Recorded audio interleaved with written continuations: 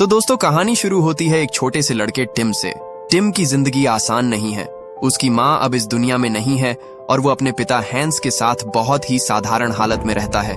पैसों की भी काफी दिक्कत है, लेकिन फिर भी टिम हमेशा मुस्कुराता रहता है। लेकिन उसकी मुस्कान साधारण नहीं है। टिम की हंसी में कुछ खास बात है। जब भी टिम हंसता है तो उसके आसपास के लोग भी खुद को हंसने से रोक नहीं पाते, जैसे उसकी हंसी किसी जादू की तरह सब पर असर करती है। टिम की सबसे अच्छी दोस्त है इडा। वो शहर के एक दयालु बेकरी वाले की बेटी है। दोनों अक्सर साथ में समय बिताते हैं और एक दूसरे के बहुत करीब हैं। हर वीकेंड टिम अपने पिता के साथ घुड़दौड़ के मैदान जाता है। हैंस को घोड़ों पर पैसे लगाना बहुत पसंद है, लेकिन समस्या ये है कि वो कभी जीतता ही नहीं। फिर भी वो हर बार टिम से कहता है, एक दिन हमारे पास बहुत पैसे होंगे और हम शहर के सबसे महंगे रेस्टोरेंट में खाना खाएंगे। और टिम हर बार उसकी बात पर यकीन कर लेता है। लेकिन एक दिन सब कुछ बदलने लगता है। बेकरी में हैंस टिम की मुलाकात एक औरत लीडिया से कराता है। वो कहता है कि अब लीडिया उसकी नई पार्टनर है और उसके साथ आता है उसका बेटा ईरविन। टिम को पहली नजर में ही कुछ ठीक नहीं लगता और जल्दी ही उसकी ये फीलिंग सच साबित हो जाती है। लीडिया और ईरविन टिम के घर में रहने आ जाते हैं। शुरू से ही ईरविन अपना रौब दिखाने लगता है। एक दिन वो टिम के कमरे में जाता है। वहाँ एक ऊंची शेल्फ पर रखा होता है टिम का सबसे कीमती सामान, एक छोटा सा कार्डबोर्ड का किला जो उसकी माँ ने उसके बचपन में बनाया था। ये टिम के लिए सिर्फ एक खिलौना नहीं, बल्कि उसकी माँ की आखिरी याद है। लेकिन ईरविन को इसकी कोई परवाह नहीं होती। वो उस किले को नीचे फेंक देता है और उस पर पैर रखकर तोड़ देता है। ये देखकर टिम का दिल टूट जाता है और वो गुस्से में ईरविन पर टूट पड़ता है। लेकिन ईरविन उसे मारकर अपनी माँ के पास भाग जाता है और झूठा रोना शुरू कर देता है। लीडिया बिना कुछ सुने सीधे टिम को ही दोष देती है। वो उसे जबरदस्ती माफी मंगवाती है, फिर हैंस को भी गलत कहानी सुनाती है और हैंस अपने बेटे की बात सुने बिना उसे डांट देता है। उस पल टिम खुद को बिल्कुल अकेला महसूस करता है। थोड़ी देर बाद वो इडा से मिलता है और सब कुछ भूलने की कोशिश करता है। वो उसे फिल्म देखने के लिए बुलाता है, लेकिन वहीं कुछ अजीब और खास होता है। फिल्म के दौरान टिम जोर जोर से हंसने लगता है और जैसे हमेशा होता है उसकी हंसी फैलने लगती है।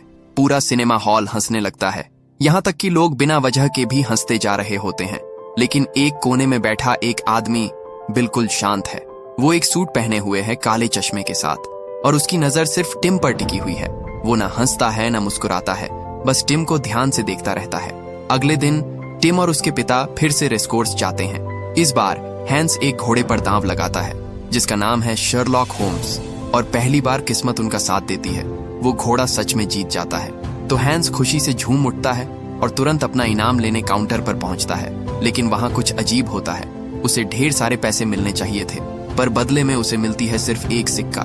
ये बात बिल्कुल समझ नहीं आती, लेकिन हैंस अपने बेटे टिम का दिल नहीं तोड़ना चाहता। वो मुस्कुराते हुए कहता है, वादा तो वादा होता है। और फिर वो टिम को लेकर एक महंगे होटल में जाता है ताकि वो अपना सपना पूरा कर सके। लेकिन जैसे ही वो अंदर जाते हैं, रिसेप्शन वाला उनके पुराने और साधारण कपड़े देखकर उन्हें अंदर जाने से मना कर देता है। दोनों को बाहर ही रोक दिया जाता है। हैंस को बहुत शर्म आती है, लेकिन वो फिर भी दिखाता है कि सब ठीक है ताकि टिम को बुरा न लगे। चुपचाप दोनों वापस घर लौट आते हैं और फिर कहानी एकदम से बहुत दुखद मोड़ ले लेती है। एक दिन काम करते वक्त कंस्ट्रक्शन साइट पर एक अजीब हादसा होता है। एक भारी बीम गलत दिशा में गिरती है और उसी पल हैंस की मौत हो जाती है। सब कुछ एक झटके में खत्म, क्योंकि उसके पास न पैसे थे न कोई बचत। उसका अंतिम संस्कार भी बहुत साधारण तरीके से होता है, यहाँ तक कि उसकी कब्र पर उसका नाम भी ठीक से नहीं लिखा जाता। ये सब देखकर टिम अंदर से पूरी तरह टूट जाता है। वो अपने पिता की कब्र पर फूल चढ़ाना चाहता है, लेकिन उसके पास इतने भी पैसे नहीं हैं। मजबूरी में वो पास की एक कब्र से फूल लेने की कोशिश करता है, लेकिन तभी उसकी सौतेली माँ उसे रोक देती है। बस यही आखिरी चोट थी। दर्द और गुस्से से भरा हुआ टिम वहां से भाग जाता है। उसे नहीं पता वो कहाँ जा रहा है, बस चलता ही जाता है और बिना सोचे समझे वो फिर से उसी रेसकोर्स पर पहुंच जाता है। वहीं जमीन पर उसे एक सिक्का मिलता है और तभी वही रहस्यमयी आदमी फिर से उसके सामने आ जाता है जो सिनेमा में भी उसे देख रहा था। वो आदमी शांति से टिम से कहता है, इस सिक्के से दांव लगाओ, सब पहले से तय है। वो उसे एक घोड़े का नाम बताता है, वेस्टविंडर। टिम थोड़ा घबराता है, लेकिन उसके पास खोने के लिए कुछ भी नहीं है। वो दांव लगा देता है और हैरानी की बात, घोड़ा जीत जाता है। टिम वहीं खड़ा रह जाता है, पूरी तरह शॉक में। जब वो पैसे लेने जाता है तो अचानक रोने लगता है, हारने की वजह से नहीं बल्कि जीतने की वजह से, क्योंकि आज उसने वो कर दिखाया जो उसके पिता हमेशा करना चाहते थे। लेकिन उसे देखने के लिए उसके पिता अब नहीं हैं। आंखों में आंसू लिए खड़ा टिम तभी देखता है कि दो अजीब आदमी उसकी तरफ आ रहे हैं। वो अपना नाम बताते हैं, बेहेमोथ और बाइल। दोनों दोस्ताना व्यवहार करते हैं, उसे दिलासा देते हैं और फिर कहते हैं कि इतने पैसे को संभाल कर रखो, नहीं तो कोई चुरा सकता है। बेहेमोथ उसे सिखाता है कि पैसे को रूमाल में लपेटकर कोट की जेब में कैसे छुपाना है। टिम उनकी बात मान लेता है, लेकिन कुछ देर बाद कहानी फिर पलट जाती है। टिम फिर से उस रहस्यमयी आदमी से मिलता है। इस बार वो आदमी गुस्से में कहता है, तुम अपने सारे पैसे खो चुके हो। टिम जल्दी से अपना रूमाल चेक करता है और दंग रह जाता है। पैसों की जगह अंदर सिर्फ अखबार के टुकड़े होते हैं। तभी उसे समझ आता है कि बेहेमोथ और बाइल ने उसे बेवकूफ बना दिया, सब कुछ लूट लिया। इसी बीच वो रहस्यमयी आदमी खुद को पहचान कर आता है। वो है बैरोन लीफ, दुनिया का सबसे अमीर इंसान। वो शांति से टिम को एक और सिक्का देता है और कहता है, एक बार और कोशिश करो। अगले दिन टिम फिर से रेसकोर्स पहुंचता है, लेकिन इस बार वो बहुत जल्दी आ जाता है। इंतजार करते करते वो एक बेंच पर ही सो जाता है। तभी बेहेमोथ और बाइल चुपके से वापस आते हैं। ये दोनों मौका देखते ही टिम का आखिरी सिक्का भी चुरा लेते हैं। कुछ देर बाद टिम उठता है और सामने फिर से बैरोन लीफ खड़ा होता है। वो जल्दी करने को कहता है, जल्दी करो, बेटिंग का टाइम खत्म होने वाला है। लेकिन इस बार बड़ी समस्या है, टिम के पास अब सिक्का ही नहीं है। वो हर जगह ढूंढता है, लेकिन सिक्का गायब। अब वो न दांव लगा सकता है, न अपना पैसा वापस जीत सकता है। तभी बैरोन लीफ एक बहुत अजीब ऑफर देता है। वो कहता है, मैं तुम्हें ऐसी ताकत दे सकता हूँ कि तुम जिंदगी में कभी भी कोई दांव नहीं हारोगे, लेकिन बदले में टिम को कुछ बहुत खास देना होगा, अपनी हंसी। शुरू में टिम को लगता है कि ये मजाक है, लेकिन फिर बैरोन एक असली कॉन्ट्रैक्ट निकालता है। वो वादा करता है, अगर टिम इस पर साइन कर दे तो उसे जिंदगी में कभी पैसों की चिंता नहीं करनी पड़ेगी। टिम कंफ्यूज हो जाता है, लेकिन आखिर में वो साइन कर देता है और जैसे ही वो साइन करता है सब कुछ बदल जाता है। उसका चेहरा एकदम सीरियस हो जाता है और वो मुस्कुराना ही भूल जाता है। अब वो हंस ही नहीं सकता। लेकिन कॉन्ट्रैक्ट सच साबित होता है। टिम दांव लगाता है और हमेशा की तरह जीत जाता है। पैसे मिल जाते हैं, लेकिन उसके चेहरे पर न खुशी है, न मुस्कान, न हंसी। टिम को लगने लगता है शायद ये सब नकली है। इस बात को परखने के लिए वो इडा को फिर से फिल्म दिखाने ले जाता है। थिएटर में सब लोग हंस रहे होते हैं, मजा ले रहे होते हैं, लेकिन टिम बस चुपचाप बैठा रहता है, कोई रिएक्शन ही नहीं। उसी समय दूसरी तरफ बैरोन लीफ अपने ऑफिस में बहुत खुश होता है और यहीं पर सच सामने आता है। बेहेमोथ और बाइल उसी के आदमी हैं। उन्होंने टिम की मदद नहीं की थी, बल्कि उसे फंसाया था। बैरोन उन्हें आदेश देता है, टिम पर नजर रखो, उसकी किस्मत मेरे काम आएगी। लेकिन एक दिक्कत है, टिम उन्हें पहचान सकता है। इसलिए बैरोन अपनी जादू की ताकत से दोनों को चूहों में बदल देता है, ताकि वो टिम के पास रह सकें बिना पकड़े गए। अब वापस चलते हैं सिनेमा हॉल में। ईडा को महसूस होता है कि टिम पहले जैसा नहीं रहा। वो उससे पूछती है, क्या हुआ? लेकिन टिम सच्चाई छुपा लेता है। बात बदलने के लिए वो ईडा को रंग बिरंगे गुब्बारे खरीद देता है। ईडा को शक होता है। वो पूछती है, इतने पैसे कहाँ से आए? टिम सच नहीं बताना चाहता तो वो एक अजीब झूठ बोल देता है, मैंने ये पैसे शहर के सेनेटर से चुराए हैं। ये सुनने में बिल्कुल पागलपन लगता है, लेकिन टिम का सीरियस चेहरा देखकर ईडा को ये सच लगने लगता है। वो घबराकर तुरंत बेकरी जाती है और अपनी माँ को सब बता देती है। लेकिन दुर्भाग्य से एक कस्टमर उनकी बात सुन लेता है और फिर क्या पूरे शहर में ये खबर फैल जाती है कि टिम ने सेनेटर को लूट लिया। जब तक टिम घर पहुंचता है, उसकी सौतेली माँ लिडिया को सब पता चल चुका होता है। इरविन उसके कोट की तलाशी लेता है और पैसे निकाल लेता है। लिडिया गुस्से में आ जाती है और उसे सजा देने की धमकी देती है, लेकिन तभी ईडा की माँ वहां पहुंचती है और पूरी सच्चाई बता देती है। वो समझाती है कि टिम ने कुछ नहीं चुराया। थोड़ी ही देर में पुलिस भी कंफर्म कर देती है कि कोई चोरी हुई ही नहीं थी। अब सच सामने आ जाता है। टिम मान लेता है कि उसने पैसे घुड़दौड़ में जीतकर कमाए हैं। लिडिया उसे माफ तो कर देती है, लेकिन सारे पैसे खुद रख लेती है। सब कुछ ठीक हो जाता है, लेकिन टिम के दिल में एक दर्द रह जाता है। उसे बुरा लगता है कि ईडा ने उस पर भरोसा नहीं किया और उसकी बात सबको बता दी। ईडा वाली घटना के बाद टिम और ईडा एक दूसरे से बात करना बंद कर देते हैं। टिम अंदर से उदास तो होता है, लेकिन वो अपनी नई ताकत का फायदा उठाने की सोचता है। स्कूल में वो बाकी लड़कों के साथ कंचे खेलना शुरू करता है और हर गेम पर दांव लगाता है, और जैसा हमेशा होता है वो हर बार जीत जाता है। लेकिन यहाँ बात उलटी पड़ जाती है। बाकी लड़कों को लगता है कि टिम चीटिंग कर रहा है। धीरे धीरे सब उससे दूर होने लगते हैं। टिम और भी अकेला पड़ जाता है। उधर एक दिन ईडा के मन में पछतावा होता है। वो केक लेकर टिम के घर जाती है ताकि उससे माफी मांग सके, लेकिन बदकिस्मती से उसे सिर्फ लिडिया और इरविन मिलते हैं। दोनों पूरा केक खुद खा जाते हैं और टिम को ये तक नहीं बताते कि ईडा उससे मिलने आई थी। अब लिडिया को भी शक होने लगता है। उसे लगता है कि टिम का हर बार जीतना कुछ तो गड़बड़ है, इसलिए वो टिम और इरविन को लेकर खुद रेसकोर्स जाती है ताकि अपनी आंखों से सच देख सके। वहां वो टिम से कहती है, एक घोड़ा चुनो। टिम घोड़ा चुनता है और वो जीत जाता है।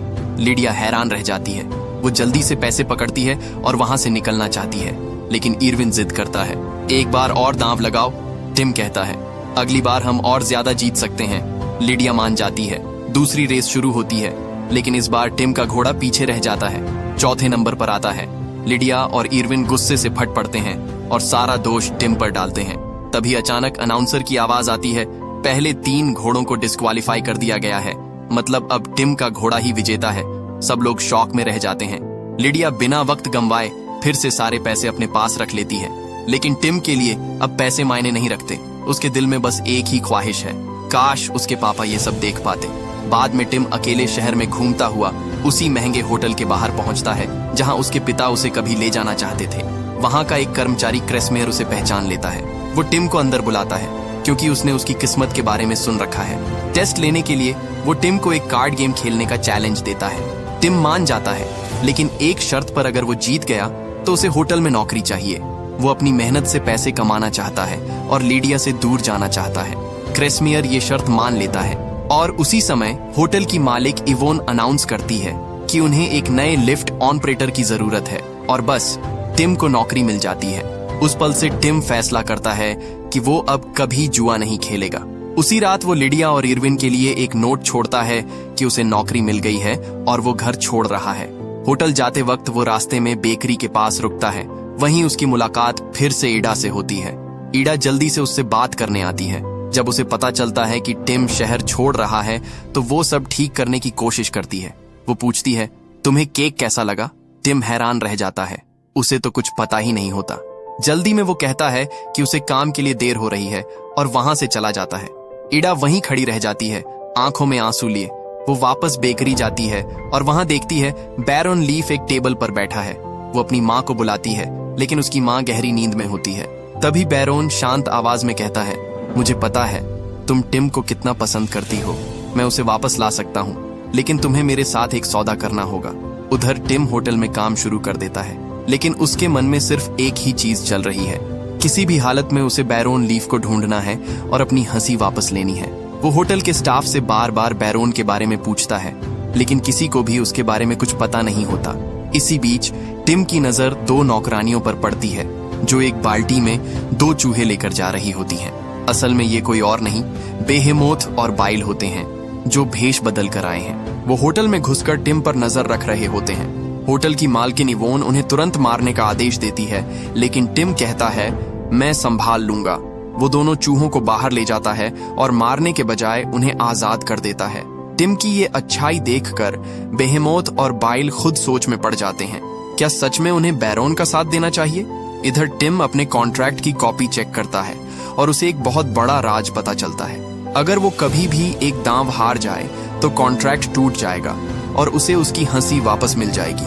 बस यही मौका है। टिम तुरंत क्रेसमेयर के पास जाता है और एक नई शर्त लगाता है। वो कहता है, कल बैरोन लीफ इस होटल में आएगा।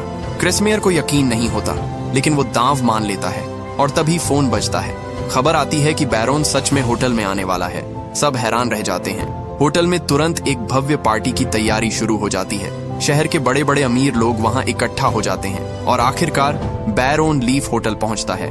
टिम खुद उसे लिफ्ट में ऊपर ले जाता है। लिफ्ट के अंदर टिम सीधे उससे कहता है, कॉन्ट्रैक्ट खत्म कर दो। बैरोन मुस्कुराता है और कहता है, ये तभी टूटेगा जब तुम एक दांव हारोगे और अब ये लगभग नामुमकिन है। इतना कहकर वो अपने काले चश्मे उतार देता है और यहीं टिम को एक बड़ा झटका लगता है। बैरोन की आंखें अब नीली हो चुकी हैं, बिल्कुल ईडा जैसी। टिम डर जाता है। उसे लगता है ईडा के साथ कुछ बहुत बुरा हुआ है। वो तुरंत बेकरी जाने का फैसला करता है। जल्दी पहुंचने के लिए वो फिर से क्रेसमेयर से दांव लगाता है, मैं कुछ ही मिनटों में बेकरी पहुंच जाऊंगा। और हमेशा की तरह वो ये दांव भी जीत जाता है। टिम तेजी से बेकरी पहुंचता है और सीधे ईडा के कमरे में जाता है। कमरा पूरी तरह अंधेरा होता है। ईडा खुश होती है उसे देखकर और कहती है, मेरे सौदे ने काम कर दिया, अब हम फिर से दोस्त बन सकते हैं। लेकिन कुछ तो गड़बड़ है। टिम देखता है कि ईडा की आंखें अब अजीब हो गई हैं। उनका रंग पीला है और वो सिर्फ अंधेरे में ही देख सकती है। तभी टिम को सच्चाई समझ आती है। बैरोन ने ईडा की असली आंखें ले ली हैं और उन्हें खुद रख लिया है। ये सुनकर टिम का दिल टूट जाता है। वो वादा करता है, मैं सब ठीक कर दूंगा। टिम अपना हाथ आगे बढ़ाता है। जैसे ही ईडा उसका हाथ पकड़ती है, उसे अपनी आंखों में दर्द महसूस होता है और अचानक उसकी नजर वापस आ जाती है। उधर होटल में बैरोन एक स्पीच देने वाला होता है। तभी उसे जोर का सिर दर्द होता है। बेहेमौत और बाइल तुरंत उसके पास आते हैं और देखते हैं बैरोन अंधा हो चुका है और ये सब सिर्फ टिम की वजह से हुआ है। वापस बेकरी में ईडा अपनी नजर वापस पाकर बेहद खुश होती है। वो टिम को गले लगा लेती है, लेकिन अब भी टिम के चेहरे पर कोई मुस्कान नहीं है। वो अभी भी हंस नहीं सकता, इसलिए वो तुरंत होटल वापस भागता है ताकि बैरोन का सामना कर सके। लेकिन जब वो वहां पहुंचता है, बैरोन जा चुका होता है और सारे मेहमान भी। बाद में क्रिसमेयर टिम से कहता है, अजीब बात है, जो इंसान हमेशा उदास दिखता है वो हर दांव कैसे जीत जाता है। तो दोस्तों, अब कहानी पहुंचती है अपने फाइनल और सबसे दमदार क्लाइमेक्स पर। टिम आखिरकार क्रिसमेयर को सब सच बता देता है। कॉन्ट्रैक्ट, अपनी हंसी खोना और ये कि उसे वापस पाने का सिर्फ एक ही तरीका है, एक दांव हारना। क्रिसमेयर पूरी रात सोचता है और फिर एक प्लान लेकर आता है। वो कहता है, ऐसा दांव लगाओ जिसमें तुम झूठ बोलो, जैसे कि तुम दुनिया के सबसे अमीर इंसान से भी ज्यादा अमीर हो। टिम मान जाता है, लेकिन जब वो दांव लगाता है कुछ भी नहीं होता। वो फिर भी जीत जाता है। उसकी किस्मत अब भी उसके साथ है। उधर क्रिसमेयर को एक और अजीब बात पता चलती है। जब वो बैरोन लीफ का नाम उल्टा पढ़ता है तो उसका मतलब निकलता है शैतान। ये सुनकर वो डर जाता है। तभी होटल में अचानक लाइट चली जाती है और अंधेरे में क्रिसमेयर पर एक परछाई हमला कर देती है। उसी वक्त टिम को खबर मिलती है बैरोन मर चुका है और उसने अपनी सारी दौलत टिम के नाम कर दी है। अब टिम दुनिया का सबसे अमीर इंसान बन चुका है। लेकिन अगली सुबह जब टिम अपने नए महल में जाता है तो सामने खड़ा होता है जिंदा बैरोन। असल में उसने अपनी मौत का नाटक किया था और यहीं वो अपना असली सच बताता है। वो कोई आम इंसान नहीं है, बल्कि एक बुरी ताकत है जो लोगों से सौदे करता है, उनकी सबसे कीमती चीज लेकर बदले में उनकी इच्छाएं पूरी करता है। और अब टिम भी उसके जाल में फंस चुका है। टिम गुस्से में उसका पैसा लेने से मना कर देता है और अपनी हंसी वापस मांगता है। लेकिन बैरोन फिर से कॉन्ट्रैक्ट की बात याद दिलाता है और एक शीशे के अंदर गायब हो जाता है। अब बैरोन का असली प्लान शुरू होता है। वो चाहता है कि टिम बार बार दांव लगाए, क्योंकि हर दांव के साथ टिम अपनी आत्मा का एक हिस्सा खो रहा है।